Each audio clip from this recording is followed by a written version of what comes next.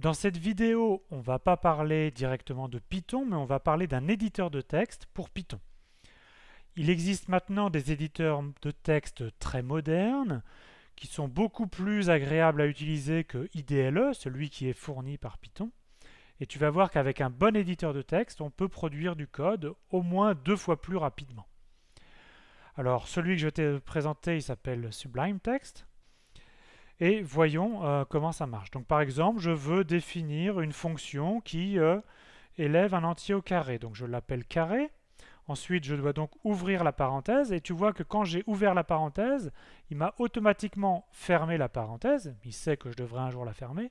Et il m'a replacé le curseur au milieu. Donc c'est en entrée, je veux un entier. J'oublie pas 2 points. Maintenant, je vais passer à la ligne. Et il se place directement avec la bonne indentation.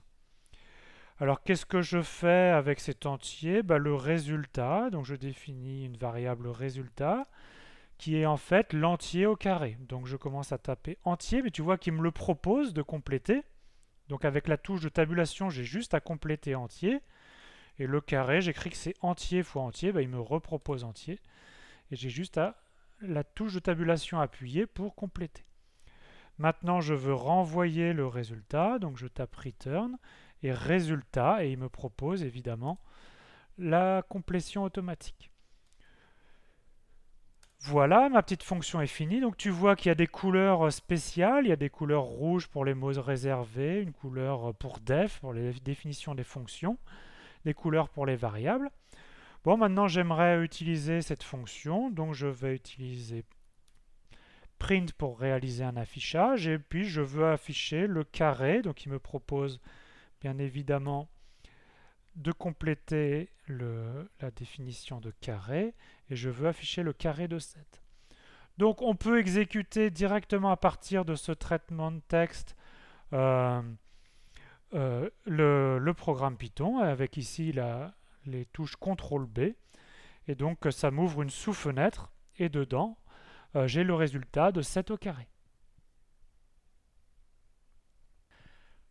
Donc jusqu'ici, c'était des fonctionnalités assez standards de tout bon éditeur de texte. On va en voir quelques-unes plus spécifiques. Par exemple, si on veut afficher maintenant le carré de 8, avec un éditeur de texte standard, je sélectionne toute ma ligne, je copie avec CTRL-C, et je colle avec CTRL-V, et je change le 7 en 8. Avec Sublime Text, en fait, il sait qu'on travaille généralement ligne par ligne. Donc, si je me place n'importe où dans la ligne sans rien sélectionner et que je fais copier, CTRL-C, il comprend qu'il faut en fait sélectionner toute la ligne. Et par CTRL-V, il me copie toute la ligne. Et donc, je peux recommencer.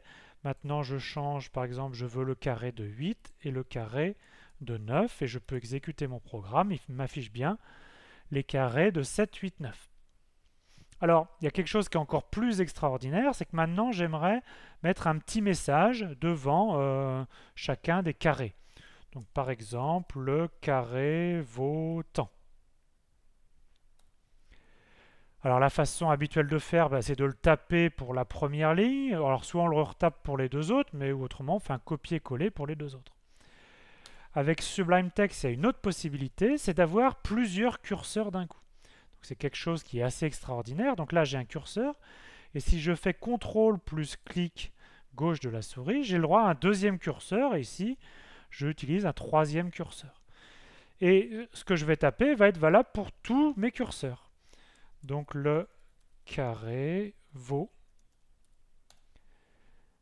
Et donc ça m'a tapé directement. Donc maintenant, si je clique à un autre endroit, je reviens à un seul curseur. Et je peux maintenant exécuter mon programme. Et tout va bien. Il y a des dizaines d'autres astuces pour aller encore plus vite dans la production de ton code.